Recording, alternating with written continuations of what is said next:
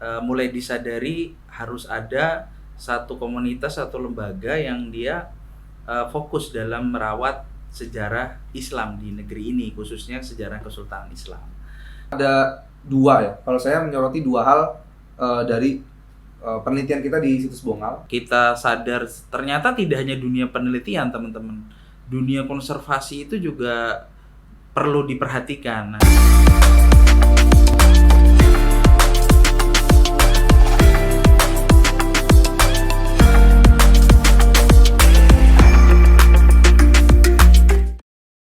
Oke, Assalamualaikum warahmatullahi wabarakatuh.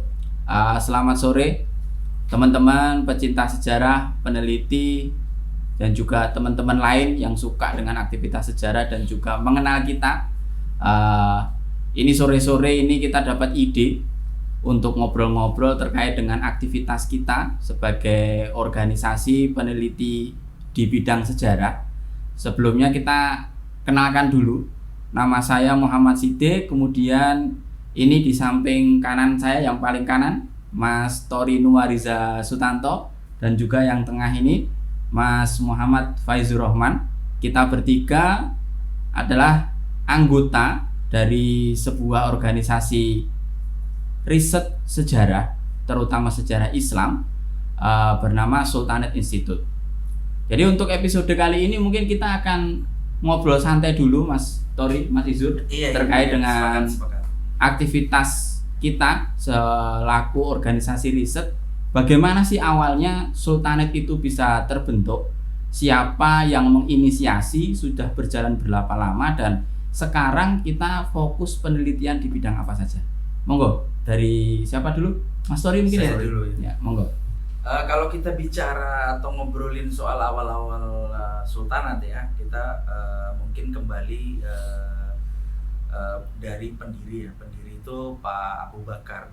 Jadi Pak Abu Bakar ini di sebelum tahun 2019, beberapa tahun sebelumnya itu bersama Mas Amin sudah berkunjung ke beberapa festival, pameran atau pameran kebudayaan. Di situ mulai disadari harus ada satu komunitas atau lembaga yang dia fokus dalam merawat sejarah Islam di negeri ini, khususnya sejarah Kesultanan Islam. Nah, baru pada tahun 2019 di Januari ide gagasan ini disampaikan kepada kita berenam, salah satu awal-awal pendiri juga, saya, Mas Amin, Mas Rian, Mas Anto, Mas Yuliantoro, Mas Arif, dan Pak Abu Bakar. Kita bertemu tuh di satu kafe, Marrakesh namanya, kafe yang sangat identik dengan daerah Maghrib, Maroko ya. Iya. Nah, tapi kafenya kayaknya sekarang iya. ya, Kalau teman-teman yang tahu daerah Solo ya, kafenya sekarang mungkin lagi istirahat. Ya, gitu. Mudah-mudahan nanti selesai lagi istirahatnya. Itu tempat awal mula kita mendiskusikan ya satu gagasan. Ayo kita kumpulkan, kita data, kita tulis sejarah Kesultanan Islam di Indonesia ini. Nah, atau di Nusantara ini. Awalnya Mas Tori, awalnya kita bergerak di ruang lingkup kesultanan mana aja itu? Jadi kalau kita bicara di 2019 itu ya Mas Sidik, fokus kita itu adalah pengumpulan data, dokumentasi, digitalisasi ya waktu itu. Kalau kita ingat-ingat sejarah kenangan pada masa-masa itu, memang kita fokus di awal itu adalah Kesultanan Hadiningrat Solo, kemudian Kesultanan Jogja. Kita hadir pada Jumenengan dan pameran dan beberapa peristiwa-peristiwa di 2019 itu kita teliti di sana. Kemudian juga kita melakukan ekspedisi Kesultanan Demak. Jadi kita mulai ke daerah Demak, Jepara, Kudus, di daerah pantai utara, juga melakukan ke daerah Jawa Timur, Gresik ya kan.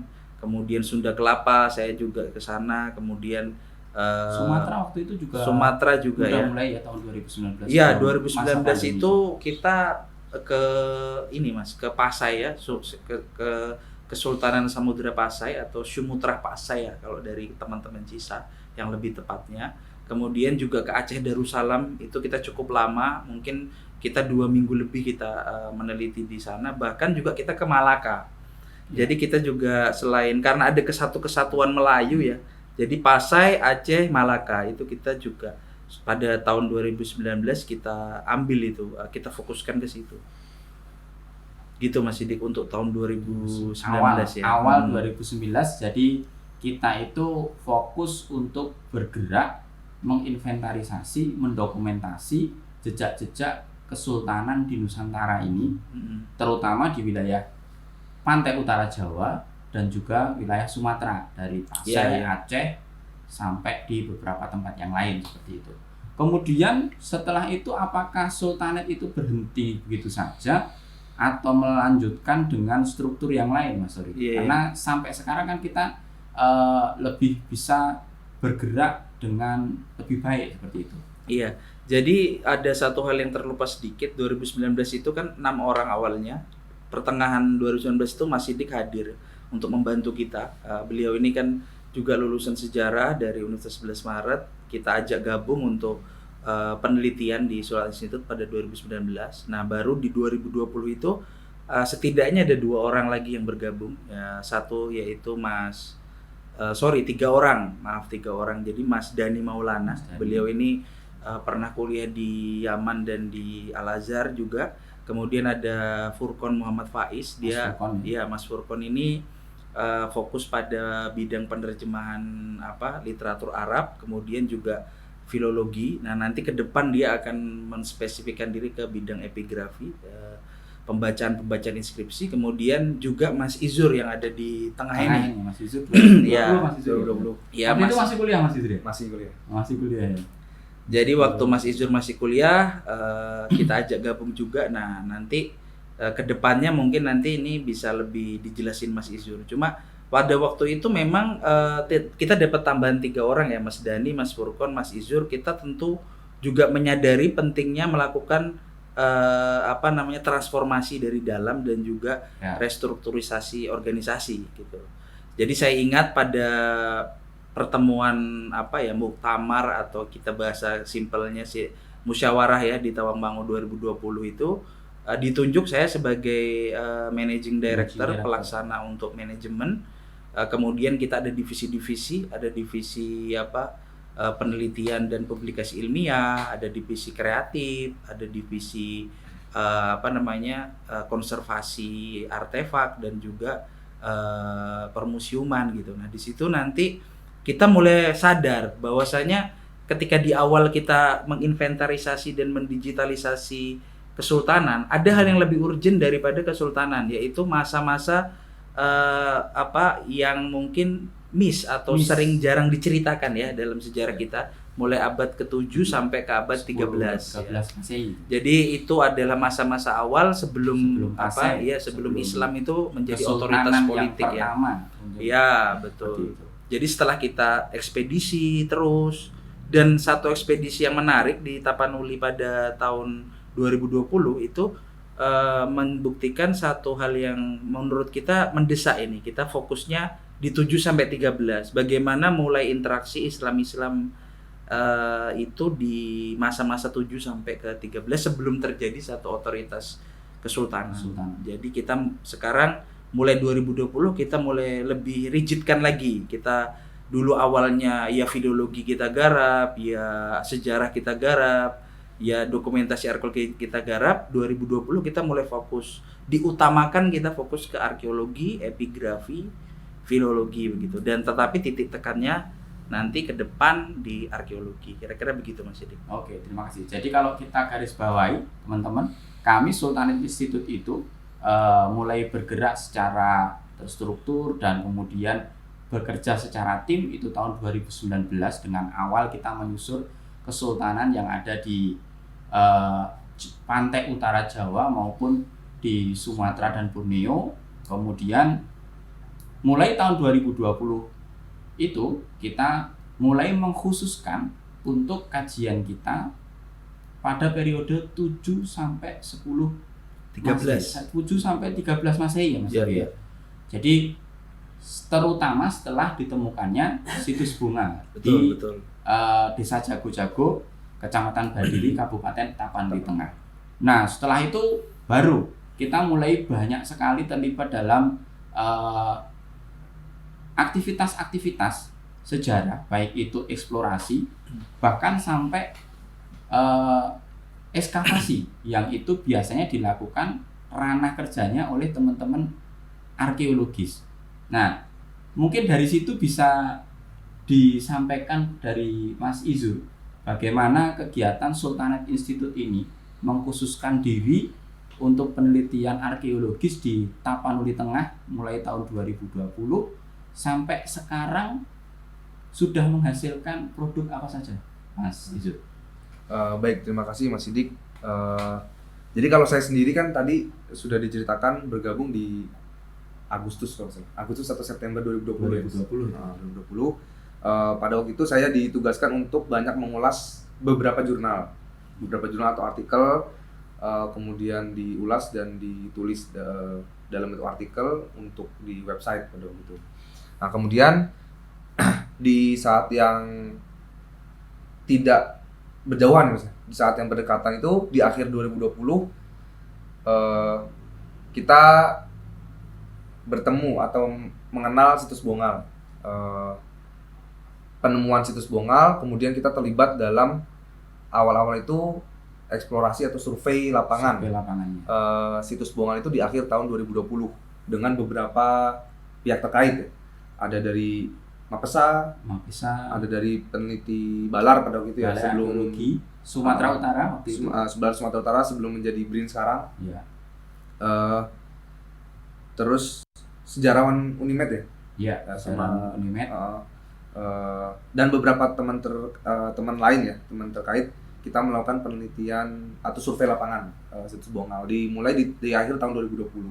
Iya. Kemudian setelah meninjau penemuan artefak di lapangan di beberapa bekas lubang-lubang tambang ya, masyarakat di Desa Jago-Jago, kemudian kita mulai melakukan di awal tahun 2021 kita MOU atau melakukan kerjasama penelitian, melakukan kerjasama penelitian dengan Balai Arkeologi Sumatera Utara. Pada waktu itu dengan antara Pak Abu dengan Pak Ketut. Pada waktu itu. Jadi mungkin karena kita secara legalitas kita belum punya ahli di bidang arkeologi, maka dari itu kita bekerja sama dengan Balai Arkeologi Sumatera Utara untuk melakukan kerjasama penelitian berupa ekskavasi ya, di Desa Jago-Jago itu. Okay. Kita pertama kali ekskavasi itu ya di tahun 2021 itu. Oh iya. Ekskavasi kerjasama penelitian itu di tahun 2021, mungkin kurang lebih sekitar 2 pekan. Iya, Januari Februari 2021. Ya, 2021 kami terlibat dalam penelitian atau ekskavasi bersama Balai Arkeologi Sumatera Utara. Nah, di sana kita membuka 5 kotak ya, 5 titik pengujian, sekitar 5 atau 8 ya gitu. Iya, jadi itu turning point-nya Mas. Jadi setelah inventarisasi awal terkait kesultanan, kemudian kita melakukan ekspedisi ke seluruh kesultanan yang mungkin pada saat itu penting di awal.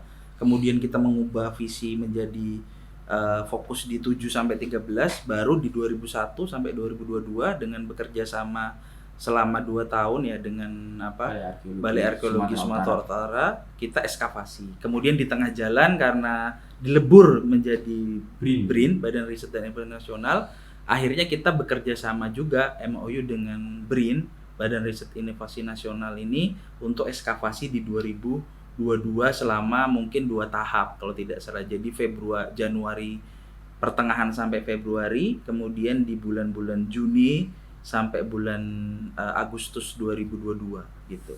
Kalau ini Mas Izur ya, dari penelitian-penelitian yang kita lakukan itu apa saja yang kita dapatkan, kemudian berefek apa untuk Sultanate Institute dengan hasil-hasil yang mungkin bisa kita sampaikan nanti kepada teman-teman para pemirsa peneliti sejarah maupun para pemerhati sejarah, terutama khususnya untuk sejarah Islam di Indonesia. Ya, Jadi sejak tahun 2021 sebenarnya kan kalau kita tadi udah jelasin Mas Sidik, kita fokus di bidang sejarah arkeologi dengan ilmu-ilmu bantu, Ya. filologi, geografi, geologi, dan ekskavasi kita juga melibatkan peneliti geologi. Kurang lebih mungkin ada 2 ya. Kalau saya menyoroti 2 hal dari penelitian kita di situs Bongal. Yang pertama terkait dengan jalur perdagangan atau jalur pelayaran perdagangan awal abad pertengahan, yang kalau dari tadi udah kita bahas abad 7 sampai abad 13 Masehi. Dalam narasi besar historiografi maritim Indonesia kan yang kita tahu mulai dari Anthony Reid, A.W. Walters dan lain-lain kan narasi besarnya jalur perdagangan dan pelayaran itu di pesisir timur. Nah, sejumlah arkeologi dan juga geolog yang ikut terlibat dalam ekskavasi juga mengakui bahwa penemuan situs Bongal itu juga sangat signifikan berkontribusi dalam historiografi maritim di Indonesia. Ya. Jadi mengubah sudut pandang pesisir barat Sumatera yang tadinya dianggap secara lingkungan geografi kan Secara geografis tidak memungkinkan untuk dilakukan adanya pelayaran yang masif gitu ya. Baik lokal, regional maupun sampai lingkup global kan. Ya. Nah, tapi dengan penemuan situs Bongal ini merubah sudut pandang dan membuka fakta baru gitu tentang pesisir barat Sumatera. Nah, yang kedua, penemuan situs Bongal itu juga berkontribusi dalam historiografi Islam di Indonesia. Historiografi Islam di Indonesia seperti itu. Seperti apa ya, Mas? Menarik sekali. Ya, sejauh ini situs Bongal adalah situs yang menyimpan jejak-jejak interaksi paling awal dunia Islam dengan Indonesia atau dengan kawasan Nusantara gitu. Jadi di situs Bongal ini ditemukan beragam artefak dunia Islam, mulai dari keramik, terus kemudian botol-botol kaca, koin berinskripsi Arab, kemudian seal ya atau stempel, dan sejumlah artefak lain yang berasal dari dunia Islam, dan situs Bongal ini ya secara signifikan memberikan satu sumbangan historiografi Islam Indonesia, menjadi titik lokasi situs interaksi terawal kawasan Nusantara dengan dunia Islam. Jadi yang menarik kenapa kita menjadi fokus, Sultanate Institute menjadi ataupun memfokuskan diri untuk penelitian di situs Bongal itu karena ada 2 hal tersebut ya. Yeah. Kita menemukan bukti baru bahwasannya proses perdagangan maritim baik regional maupun global yang awalnya dikira itu hanya bisa ditempuh melalui pantai timur, pesisir timur Sumatera, tapi kita bisa membuktikan bahwasanya jaringan maritim global ini juga berada di posisi pantai barat Sumatera. Dan yang kedua mungkin yang paling penting bagi kami ataupun bagi kita selaku umat muslim itu adalah menjadi salah satu bukti interaksi terawal bagi koneksi dunia Islam di pusatnya Timur Tengah dan juga Islam yang ada di Indonesia. Mungkin Mas Tori bisa menambahkan produk apa saja yang bisa kita sampaikan kepada teman-teman halayak umum yang ingin mempelajari tentang apa yang kita teliti sampai saat ini sehingga menjadi produk jadinya apa itu Mas yang bisa kita tawarkan kepada teman-teman maupun pemirsa yang menonton obrolan kita hari ini. Iya. Mungkin selain produk-produk penelitian kita dalam bentuk jurnal ya ataupun laporan riset, kita juga ada buku-buku yang kita terbitkan sebagai bentuk pertanggungjawaban ilmiah dan juga bentuk pertanggungjawaban kepada masyarakat secara luas. Misalnya buku pertama yang kita launching di BRIN, di Badan Riset dan Inovasi Nasional, sekitar pada bulan Mei 2023 ya, buku tentang keajaiban negeri Emas Zabaj. Ini salah satu yang ada di sini nih, buku yang bersumber pada satu kajian literatur Arab tentang pelayaran masa-masa awal tentang dunia di kawasan Al-Hind atau kawasan negeri di bawah angin atau Indonesia pada masa awal atau Asia Tenggara di sini. Nah, di sini kita ada kajian literatur. Kemudian buku kedua kita juga lakukan produk lain, yaitu buku yang berjudul Kafur ya. Kafur ya. Ini komoditas yang penting yang berasal dari negeri kita yang menjadi produk flagship ya, ekspor yang sangat unggul ya. Itu kita launching di Jakarta pada pameran Islamic Book Fair ya.